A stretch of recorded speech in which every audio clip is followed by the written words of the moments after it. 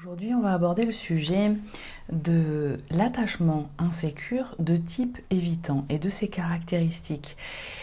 Des caractéristiques des personnes qui sont concernées, qui touchent quand même beaucoup de personnes, à peu près 25% de la population aujourd'hui, et qui bien souvent ne se reconnaissent pas, qui peuvent se sentir et se penser très sécures. Mais on va voir justement que ça n'est pas tout à fait le cas.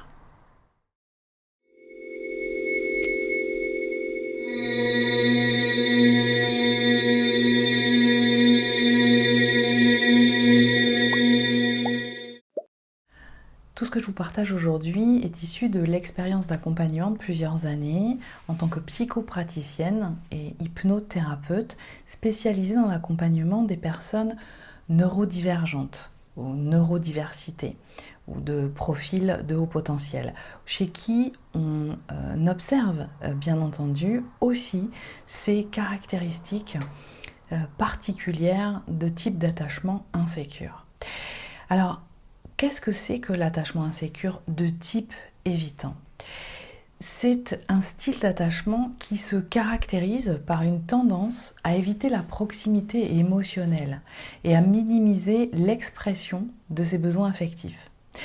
Les personnes qui présentent ce type d'attachement, ce style d'attachement, ont appris souvent dès l'enfance, mais quelque part en neurosciences, on ne se base que sur une ligne de temps connue qui est bien l'expérience de vie sur Terre. Donc dès qu'on fait référence au passé, aux influences qui caractérisent un type d'attachement ou d'autres choses, on part toujours des influences de l'enfance. Mais est-ce que ça provient essentiellement et uniquement de cela ?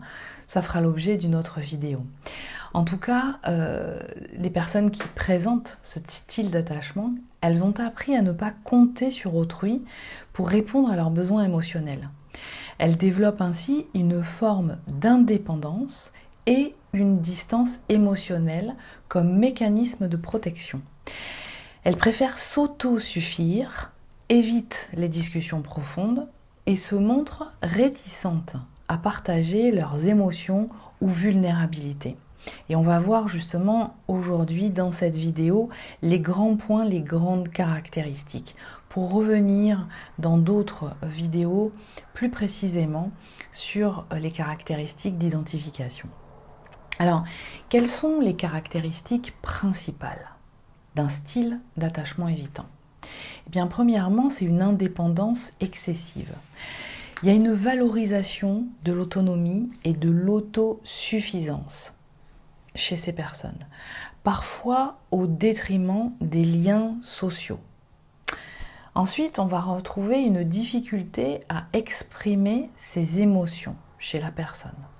Ça va passer par une répression ou une minimisation des émotions, une difficulté à reconnaître ou à partager ses besoins affectifs qui sont annihilés en fait.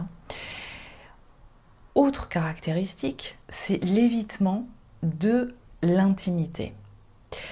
Il va y avoir un malaise ressenti face à la proximité émotionnelle, une tendance à fuir ou à limiter l'engagement relationnel. Alors l'engagement relationnel dans le sens de l'intimité relationnelle, le moment où on est dans une situation où on commence à parler de ce qu'on ressent personnellement et non pas à rester dans des discussions très superficielles. Et bien souvent, ces personnes-là peuvent avoir, dans des moments où elles ne sont pas on va dire, dans leur grotte, dans des moments où elles coupent tout pour pouvoir se ressourcer, ont une capacité et aiment se retrouver avec plein de personnes, être invitées dans des événements, des soirées, des endroits où il peut y avoir beaucoup de monde, beaucoup de passages, beaucoup d'échanges, mais ces échanges resteront superficiels. Il n'y aura pas de moment où les conditions seront favorables à ce que la personne puisse se livrer de façon intime au travers de ses émotions. Donc évitement de l'intimité. Ensuite, Autre caractéristique, c'est la distance émotionnelle que génère et que met en place, même inconsciemment, ces personnes. Il y a une apparence froide ou détachée qu'elles peuvent donner, une difficulté à établir des liens profonds et authentiques dans des liens d'intimité. Donc ça veut dire avec des personnes intimes ou en tout cas qui dénotent un type de relationnel qui dénote une intimité, c'est-à-dire avec un conjoint, avec une compagne, un compagnon, avec des amis quelquefois aussi, ou ça peut être avec des enfants ou des membres de la famille. Autre caractéristique, c'est une estime de soi variable. Cette estime de soi, elle est parfois faible et elle est compensée par une image de soi indépendante et autosuffisante. Ce qui fait que la personne peut vraiment penser qu'elle est avec une bonne estime d'elle-même. Mais bien souvent, elle n'est pas suffisante. Le narcissisme positif n'est pas assez présent. Alors, quelles sont les manifestations comportementales fréquentes que l'on retrouve chez une personne au type d'attachement insécure, de style évitant? Eh bien, premièrement, la fuite de l'intimité, par conséquent. C'est-à-dire qu'il va y avoir une prise de distance après des moments de proximité. Il peut y avoir des moments dans le duo, en amitié ou dans un couple, dans un relationnel avec une personne évitante, donc un relationnel toujours caractérisé d'intime, pas un relationnel de tout venant. Des moments où il y a vraiment un rapprochement, des échanges profonds, une discussion profonde, ce qui sous-entend d'être à deux, de rentrer dans une intimité où chacun exprime ou manifeste des sentiments, des ressentis émotionnels, mais juste après ou suite après ces moments de proximité, quand ils ont lieu, il y a un évitement ou une prise de distance qui est opérée. Il va y avoir aussi un évitement des discussions émotionnelles quand il s'agit d'exprimer ça de façon générale. Quand il s'agit d'exprimer ses émotions, ses ressentis. Là, quand il se passe ceci, je me sens pas bien, ou j'aime pas quand tu fais ça, ou quand tu fais ceci, ça me met mal à l'aise, je suis pas tout à fait dans la capacité, ou je me sens pas dans une capacité de répondre quand tu me demandes ça, ou après le travail, ou quand je rentre du travail, parce que j'ai été un temps exposée à un environnement qui, émotionnellement parlant, et puis au niveau des stimuli, m'a beaucoup sollicité, j'ai besoin d'un temps de calme. Donc des discussions profondes où on exprime ses émotions, ses besoins, ses ressentis, sont évitées la plupart du temps, même dans des relations intimes. Et puis il y a un évitement aussi des conflits. Surtout ne jamais rentrer dans une discussion qui pourrait générer un désaccord. C'est-à-dire qu'elles ont tendance à ne pas exprimer leurs besoins. Alors d'une part parce qu'elles ne sont pas réellement à l'écoute, bien souvent, des sensations physiques, elles ne sont pas à l'aise avec ça. Et l'émotion est mise à distance tout de suite pour justement se sécuriser. C'est un mécanisme adaptatif. Et donc tout ce qui pourrait avoir, toute conversation qui pourrait éventuellement donner lieu à un conflit parce que la personne peut ressentir l'appréhension que l'autre ne soit pas d'accord sur ce qu'elle va proposer ou n'ait pas envie d'entendre ou ou ne dit pas tout simplement oui à tout ce que cette personne va proposer. Donc, qu'il peut y avoir un conflit potentiel derrière et donc une intensité émotionnelle ressentie va être évitée. Ensuite, autre manifestation comportementale, c'est une préférence pour la solitude. Même si c'est pas systématique, c'est pas tout le temps parce que ces personnes, comme la plupart des gens, ont besoin, même inconsciemment, ou consciemment quelquefois, envie de partager des moments sympathiques, de rencontrer des personnes, d'échanger, de s'enrichir, de sentir qu'elles sont appréciées, de pouvoir rencontrer peut-être aussi d'autres personnes. Donc une préférence pour la solitude qui va se manifester par une recherche d'activités individuelles. Et ça, on va le retrouver souvent chez elles, dans le couple par exemple, ou même au travers des relations soit avec les enfants ou soit avec des amis, où il va y avoir des temps où vont être pratiquées des activités individuelles et non pas collectives. Ça va aussi se manifester par un retrait social en cas de tension. C'est-à-dire que lorsque la personne ne se sent pas à son aise parce qu'il y a une remontée émotionnelle, et dites-vous bien que les émotions ne peuvent pas être refoulées constamment et qu'il y a certains moments quelque chose qui peut remonter, et notamment un phénomène de up and down au niveau émotionnel, du contrôle qui est opéré par ces personnes sur les émotions, de ne pas s'en laisser traverser. Or, ce n'est pas possible. Et donc, à un moment donné, il peut y avoir des remontées qui ne sont pas, et que la personne ne sait pas réguler. Et donc, quand elle se sent mal, quand elle ne se sent pas à son aise, que son estime de soi peut être aussi très basse à ce moment-là, à certaines périodes, eh bien, ce retrait social peut opérer, et notamment effectivement en cas de tension, c'est-à-dire quand il y a eh bien, un désaccord avec la personne intime ou que l'autre personne avec laquelle elle est en relation exprime quelque chose qui n'est pas OK pour elle, hein, c'est-à-dire exprime son besoin d'expression ou de pouvoir exprimer ses émotions. Et dès que la personne de type évitante va ressentir ces tensions, même s'il y a, ça peut être aussi une contrariété qui peut être ressentie de son côté par rapport à l'attitude de l'autre, eh bien va se retirer.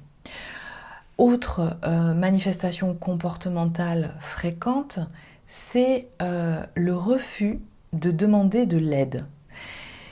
Ce qui est caractéristique chez une personne de type évitant, eh bien, c'est que lorsqu'elle se retrouve dans une difficulté, comme ça peut arriver chez tout le monde, une incapacité à répondre à une situation de sa vie, à adapter et à solutionner une problématique qui peut être récurrente dans sa vie, peu importe la source de la problématique, eh bien, il y a une difficulté de la part de la personne de type évitant à solliciter du soutien.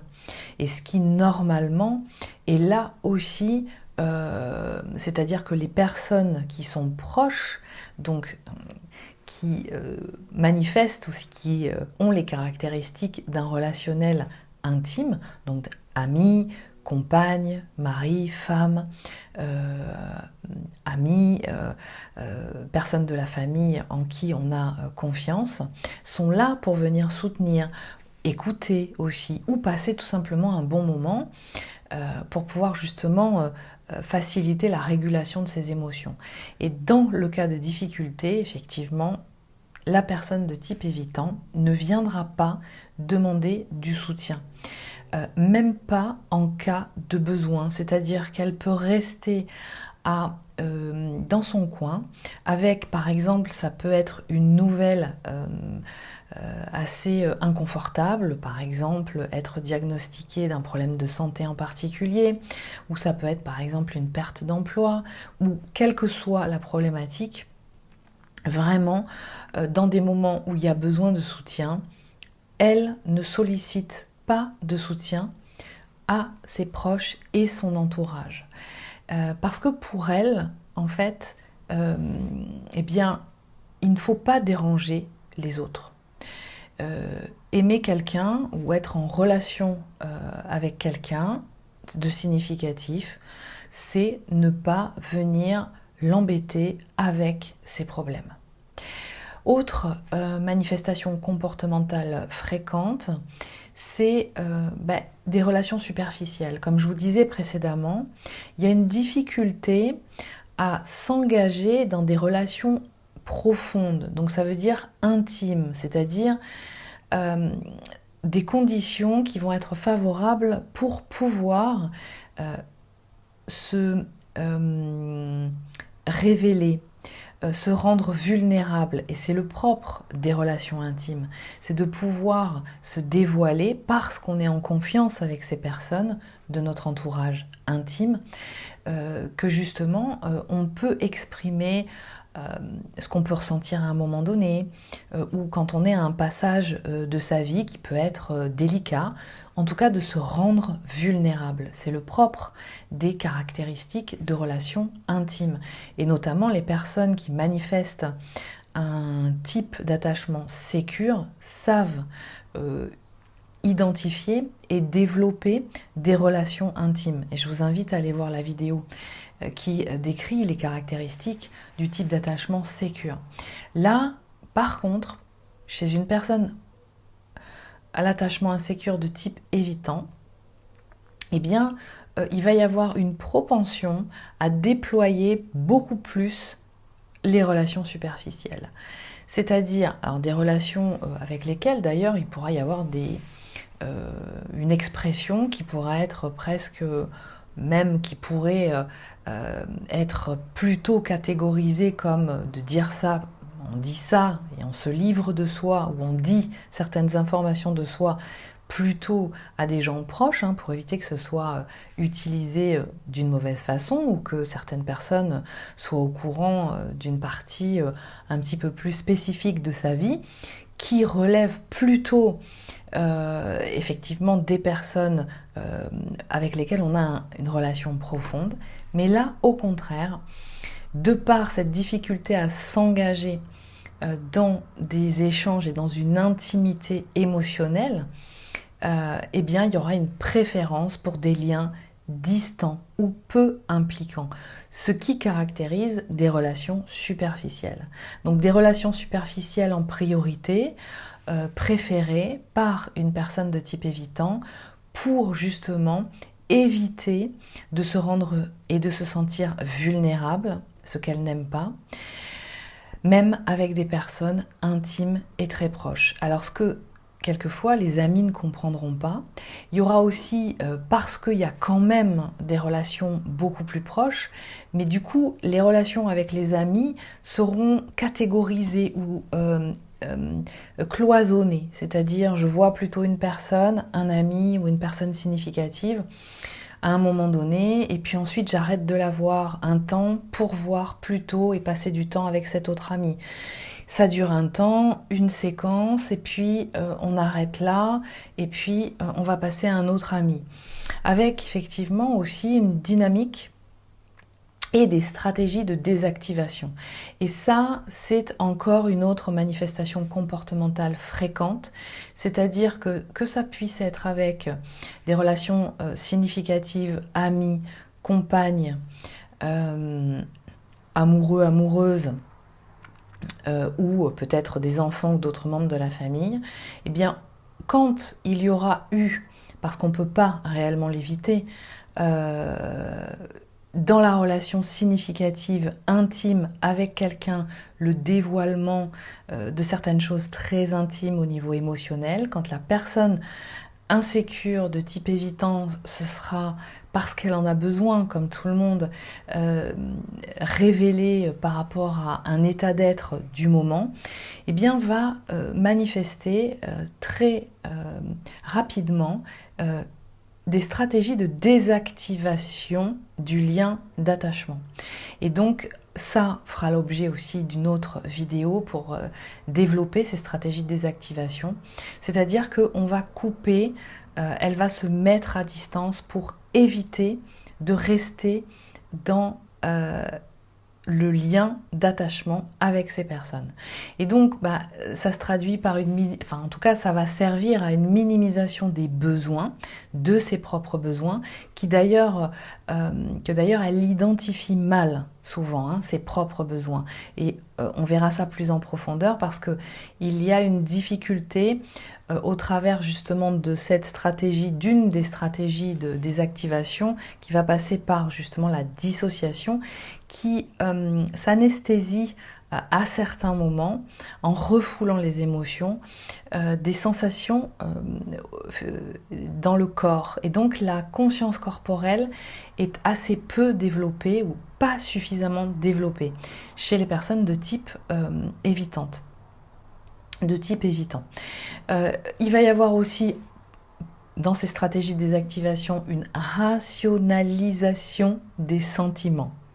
C'est-à-dire une explication très froide, très cartésienne de ce qui doit se faire, ce qui ne doit pas se faire, ou tout simplement aussi de finalement minimiser les sentiments. Oui, finalement, l'amour, ça n'existe pas vraiment. Ce qu'on vit et le rapport avec l'autre, c'est juste pour répondre peut-être à des besoins sexuels, mais finalement ça ne dure pas longtemps. On ne peut pas avoir confiance en l'amour, on ne peut pas avoir confiance en l'autre, ou on finit toujours par être déçu. Par exemple, autre stratégie de désactivation, ça va être l'évitement des situations impliquant une forte charge émotionnelle. Donc ça peut être par exemple éviter d'aller à des repas de famille ou éviter d'aller à des rencontres de l'ami de l'autre, du compagnon ou de la compagne, d'éviter de faire des rencontres entre sa mère ou son père et sa compagne ou son compagnon. Voilà. Mettre à distance et éviter un maximum de se retrouver dans des situations où la charge émotionnelle, l'engagement du coup, et le lien d'attachement, enfin en tout cas dont les conditions vont favoriser que le lien d'attachement se déploie entre deux personnes. Et puis ensuite, autre manifestation comportementale, ça va être des réactions de fuite face au conflit. Donc une tendance à se retirer ou à couper la communication, hein, le ghosting, lors de tensions relationnelles. Et ça peut venir aussi de sa part, hein, c'est-à-dire quelque chose qui vient la contrarier de ce que l'autre a fait, sans forcément lui expliquer ce qui s'est passé, comment elle l'a ressenti, d'où c'est venu. Et souvent, c'est mal compris chez les personnes en face, parce qu'il n'y a pas du tout d'explication de la part de la personne de type évitante.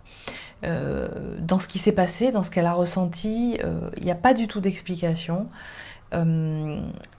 De la même façon, quand la personne de type évitant ressent une contrariété ou une colère ou quelque chose chez l'autre en face qui ne lui a pas plu par rapport à une situation, au lieu d'aborder le sujet et de pouvoir lui demander, écoute, je sens que tu es pas bien, je te sens un peu en colère, est-ce qu'il y a quelque chose qui s'est passé Voilà, on en parle et on développe le sujet pour pouvoir entendre justement ce qui peut-être a été à l'origine sans qu'on s'en soit rendu compte, ou peut-être a été fait consciemment.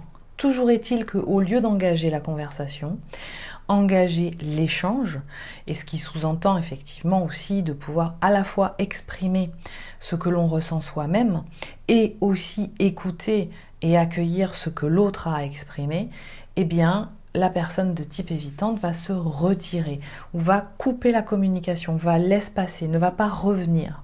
Donc ça peut être ne pas répondre à un message ou à un appel de cette personne suite à l'événement ou à une situation vécue ensemble. Voilà, ou tout simplement mettre du temps à répondre ou changer de sujet. Voilà. Alors, les origines comportementales de l'attachement insécure de type évitant, quelles sont-elles?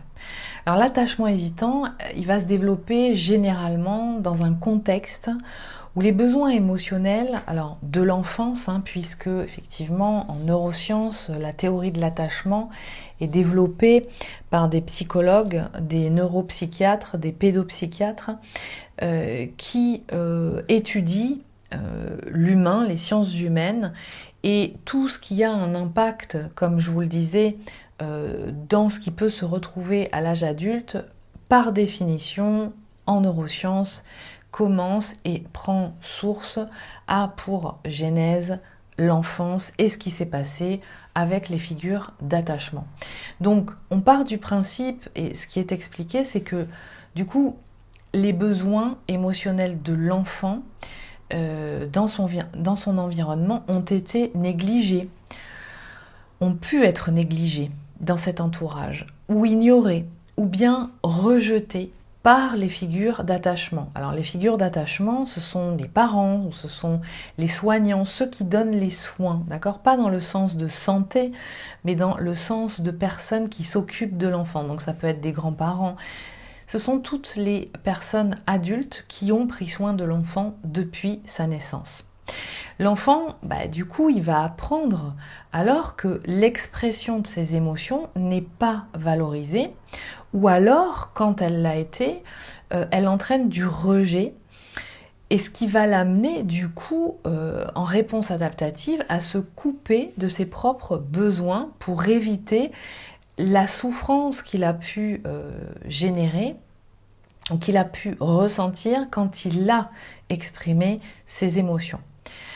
Alors, ce qui est observé et ce que je peux observer au travers des personnes et de nombreuses personnes que j'accompagne qui ont ce profil, qui manifestent les caractéristiques de ce profil, c'est qu'il y a quelque chose qui est déjà on pourrait dire, dans l'ADN, quelque chose qui est déjà de l'ordre de certaines formes d'intelligence accrue qui vont mettre en place une stratégie, en tout cas qui vont orienter la stratégie de défense face à une situation et qui manifeste effectivement, qui va donner, qui est le terreau, qui va vraiment se manifester par ce type d'attachement évitant. La même chose chez d'autres personnes qui peuvent manifester un type d'attachement insécure. À la base, il y a chez l'âme qui incarne et qui vient au monde quelque chose qui est déjà en elle et qui va être un terreau fertile, qui va être complètement concordant à l'environnement dans lequel elle va évoluer dans sa famille, auprès de ses figures d'attachement. Et notamment, les neurosciences observent bien que on peut mettre 1, 2 ou 3 enfants, donc 3 individus, 3 âmes différentes dans le même contexte familial, donc avec les mêmes figures d'attachement, où il peut y avoir quelquefois la même problématique ou le même comportement, et pour autant, ça donnera 3 profils différents en termes de type d'attachement. Et dans d'autres manifestations de l'être, une réponse qui sera complètement différente. Donc on voit bien là que l'aspect et l'influence uniquement des figures d'attachement n'est pas l'unique source de ce type de développement chez l'individu par la suite. Alors les causes fréquentes, en tout cas observées en neurosciences, qu'on peut observer en tout cas dans l'environnement familial dans lequel ont évolué ces enfants, c'est ce qui peut se manifester en tant que cause, c'est l'indisponibilité émotionnelle des parents. Ça peut être des parents peu présents ou qui sont distants eux-mêmes, ou préoccupés aussi dans leur vie parce qu'il y a des grosses problématiques à expérimenter de leur côté qui n'offrent pas de base affective suffisamment stable pour l'enfant. Mais il pourrait y avoir exactement la même situation avec un autre enfant et ça pourrait donner un type d'attachement, par exemple, anxieux ou ambivalent, ou encore ça pourrait donner un type d'attachement désorganisé. Ensuite, autre cause fréquente qui peut générer un profil d'attachement insécure, c'est la répression ou la dévalorisation des émotions. L'enfant, à ce moment-là, il reçoit des messages explicites ou alors implicites aussi, que ses émotions, elles sont inappropriées ou gênantes parce que les figures d'attachement, les parents par exemple, eux-mêmes ne s'autorisent pas à exprimer les émotions. C'est pas bien, ça ne se fait pas, on garde ça pour soi. Il peut y avoir aussi une influence génétique, hein, notamment chez les garçons. Un garçon, ça n'exprime pas ses émotions, ça ne pleure pas. Autre cause qu'on peut retrouver, c'est un environnement familial qui met l'accent sur l'autonomie. Donc par exemple, des parents ou des figures d'attachement qui ont des attentes précoces d'indépendance chez les enfants. Ou alors où il y a une faible valorisation de l'expression émotionnelle. Autre cause, des expériences de rejet ou de négligence, dans le cas effectivement de violence infligées aux enfants. Et il y a différentes formes de violence, et je vous invite à aller voir la vidéo concernant justement toutes les violences qui peuvent être manifestées. Et bien effectivement ça va avoir un impact. Et à ce moment-là, l'enfant, il vit des situations répétées où ses besoins affectifs, ils vont pas être pris en compte, et ce qui l'amène à se protéger en évitant la dépendance. Et c'est ce qui donne l'attachement insécure de type évitant. Alors quelles sont les conséquences sur la vie adulte ? À l'âge adulte, l'attachement évitant, il va venir, ou il peut entraîner des difficultés relationnelles. Il va y avoir, dans ce cas-là, une incapacité à s'engager ou à se sentir à l'aise pleinement dans des relations intimes. L'engagement, c'est pas un problème. Une personne de type évitant peut s'engager dans beaucoup de choses, dans un travail, dans la réalisation de certaines activités, du moment que c'est indépendant. Donc une incapacité à s'engager dans des relations intimes pleinement, en confiance. Une tendance du coup à multiplier les relations superficielles ou courtes aussi. Donc ça peut être dans le relationnel amoureux, des personnes qui vont beaucoup changer de partenaire très régulièrement.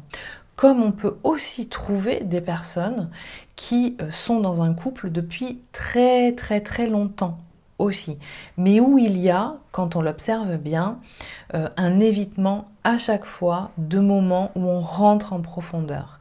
Et à ce moment-là, ça peut effectivement poser problème, notamment dans la vie de couple. On va retrouver des problèmes au niveau de la solitude et l'isolement. Il va y avoir chez la personne de type évitant un sentiment d'être seule, même en couple, mais issu de cette problématique-là, qui peut même être pointé du doigt par la personne de type évitante.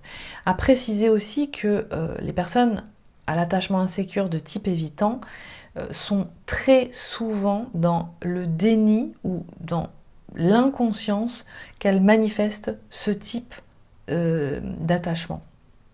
Donc elles vont avoir ce sentiment très souvent d'être seules, même quand elles sont en couple, et puis il va y avoir une difficulté à demander ou à recevoir du soutien. C'est pas du tout sollicité. Donc ce qui fait que le lien d'attachement n'est pas renforcé, puisque une personne de type évitante va passer son temps à le désactiver, ce lien d'attachement. C'est ce qui génère cette solitude et cet isolement, qui à la longue ou régulièrement peut venir vraiment être lourd et difficile. Ensuite, il y a un problème ou des problèmes de régulation émotionnelle. Il y a une difficulté à gérer le stress chez les personnes évitantes. Une tendance à somatiser aussi beaucoup dans le corps, issue de la méconnaissance ou de la difficulté à avoir développé, quelquefois elle n'est pas suffisamment développée, la connexion sensorielle, et donc dès qu'il y a le ressenti d'une sensation dans le corps, ça peut prendre des proportions dramatiques. Et en même temps aussi, il va y avoir des difficultés et des douleurs aussi qui peuvent remonter dans le corps, puisque elles ne sont pas écoutées, ces sensations ne sont pas suffisamment écoutées. Il va y avoir une tendance aussi à réprimer les émotions régulièrement, pas d'expression, garder pour soi, parce que ça ne se fait pas, et notamment chez les hommes, parce qu'on voit beaucoup d'hommes dans cette catégorie de type d'attachement évitant. En majorité, il y a des femmes aussi, mais beaucoup d'hommes. Que ça se fait pas, c'est pas être un homme, hein, d'exprimer ses émotions et de dire ce que l'on ressent. Et puis il y a un risque accru d'anxiété et de dépression, du coup, puisque les émotions ne sont pas régulées. Et les émotions ont besoin d'être drainées du corps, sinon elles sont enregistrées, cristallisées dans le corps avec la charge énergétique de l'émotion. Et ça n'est pas fait, le corps ne peut pas tenir cette charge-là. On va retrouver aussi, en conséquence de ce type d'attachement, dans la vie adulte, une faible satisfaction relationnelle. Il va y avoir une expression très régulière, quelquefois exprimée, quelquefois non, d'une insatisfaction dans les relations amicales, familiales ou amoureuses. Donc ces relations qui sont typiquement intimes en raison du manque de connexion authentique. C'est-à-dire que parce que le lien d'attachement est systématiquement chez elle déconnecté, désactivé, eh bien forcément les relations ne sont pas assez profondes avec les personnes de l'entourage significatives avec lesquelles elles sont censées justement développer la profondeur. Et pour autant, régulièrement, elles ressentent cette insatisfaction relationnelle. Elles ne se sentent pas suffisamment nourries. Ensuite, on va retrouver, ça peut donner la répétition des schémas dysfonctionnels, c'est-à-dire une tendance à reproduire les mêmes difficultés relationnelles encore et encore, systématiquement, et parfois sans en avoir conscience. Ça peut aussi donner un impact sur la carrière professionnelle. Notamment, pourquoi ? Parce qu'il y a des difficultés à travailler en équipe. Il peut y avoir une réticence à s'appuyer sur les autres, à collaborer. Collaborer, c'est un mot qui est compliqué pour quelqu'un qui manifeste un type d'attachement évitant. Réticence à s'appuyer sur les autres, problème d'intégration avec les autres, honte et une difficulté à exprimer un inconfort à un moment donné quand on fonctionne avec d'autres personnes. Alors quelles sont les conséquences maintenant dans la vie de couple des personnes à l'attachement évitant ? Eh bien ça peut se manifester par de la distance émotionnelle. Encore une fois, difficulté à exprimer ses sentiments. Et d'ailleurs, une personne à l'attachement évitant sera beaucoup plus dans la démonstration de rendre service, par exemple, de faire des choses pour la personne qui lui est significative, pour lui rendre la vie plus facile. Donc, à lui faire des travaux, bricoler quelque chose, ou voilà. Mais une difficulté à exprimer ses émotions, dans le sens de je t'aime, j'ai envie qu'on passe du temps ensemble, t'es importante pour moi. Ça, c'est compliqué, voire complètement absent ou impossible. Donc une difficulté aussi à s'ouvrir ou à partager ses vulnérabilités avec le partenaire, avec l'autre. On va retrouver aussi des mécanismes de protection réguliers qui sont là et qui agissent vraiment comme une barrière, une prise de distance, et ça va se manifester comme ça, après des moments d'intimité profonde, un évitement des discussions profondes avec le partenaire, une rationalisation des conflits, c'est-à-dire on ne se laisse pas emporter par l'émotion, on n'écoute pas ce que la discussion ou ce que je ressens à ce moment-là, on ne l'exprime pas non plus. Ensuite, ça va aussi se manifester dans le couple par une ambivalence, c'est-à-dire un désir à la fois d'être aimé, et ça, toutes les personnes de type évitante veulent être aimées. Ce n'est pas... en fait, l'amour, elles en ont envie, elles en ont besoin, comme tout le monde. Mais tout en redoutant la proximité. Et c'est là la problématique. Et souvent, elles peuvent se plaindre justement que de ne pas rencontrer la bonne personne ou de tomber toujours sur le même type de personne qui ne veut pas d'elles ou alors des personnes qui ne sont jamais physiquement là régulièrement, par exemple, ou qui ne sont pas disponibles. Donc un désir d'être aimé tout en redoutant la proximité, une alternance entre des rapprochements et éloignement, la dynamique push and pull, d'accord, c'est-à-dire on-off, peut vraiment se manifester dans une relation avec une personne de type évitante. Autre manifestation dans le couple, c'est une difficulté à s'engager dans une relation intime. Il y a une réticence à officialiser la relation ou alors à projeter l'avenir en couple. Toujours l'autosuffisance, toujours c'est moi d'abord, mon indépendance, je fais mon planning et ma vie en fonction de moi et le couple et l'autre, ça vient en plus à un moment donné quand j'ai le temps. C'est une stratégie de désactivation du lien d'attachement. Il y a une peur de la dépendance ou de la routine. Voilà comment ça se manifeste dans le couple. Autre manifestation dans le couple qu'on peut retrouver, c'est les tensions avec des partenaires anxieux. Et je tiens à préciser que même quand vous avez ou quand quelqu'un en couple avec eux a un profil d'attachement sécure, il peut manifester de l'anxiété à être au contact avec une personne de type évitante. Donc la tension avec des partenaires anxieux, ça va se manifester par des couples effectivement anxieux évitants qui sont particulièrement sujets à des schémas de poursuite-retrait, c'est-à-dire on-off, où l'un va chercher la proximité et l'autre, donc la personne évitante, la fuit, et ce qui va vraiment accentuer l'insécurité des deux partenaires. Il va y avoir une activation des deux.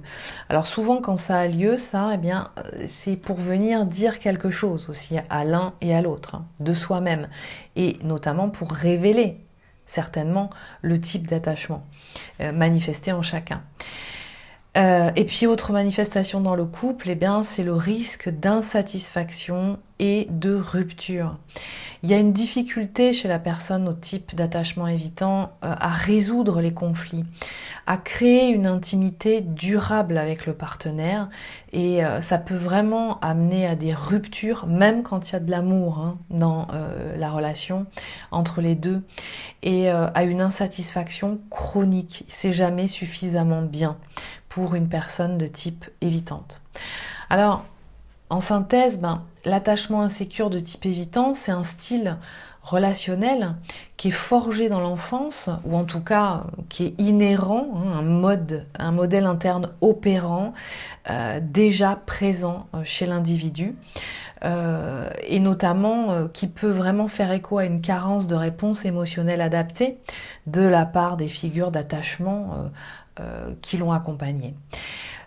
Et ça va se traduire à l'âge adulte par une forte indépendance et une difficulté à exprimer ses émotions et à s'engager, à être à l'aise dans des relations profondes et intimes.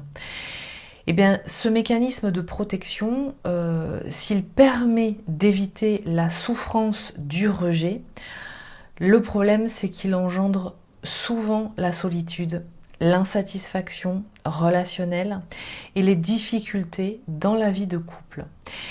Et à ce moment-là, la prise de conscience de ce schéma, elle est vraiment importante et l'accompagnement thérapeutique va vraiment et peuvent permettre d'évoluer vers des relations plus sécures et authentiques.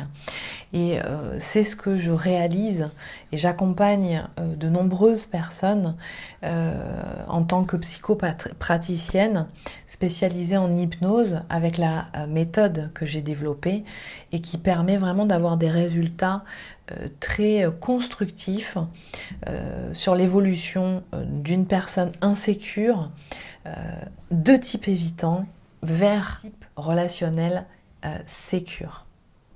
Si vous avez besoin d'avoir des informations concernant mon accompagnement, je vous invite à aller sur le site internet que vous trouverez dans la barre d'infos, ainsi que l'agenda en ligne si vous souhaitez bénéficier d'un accompagnement.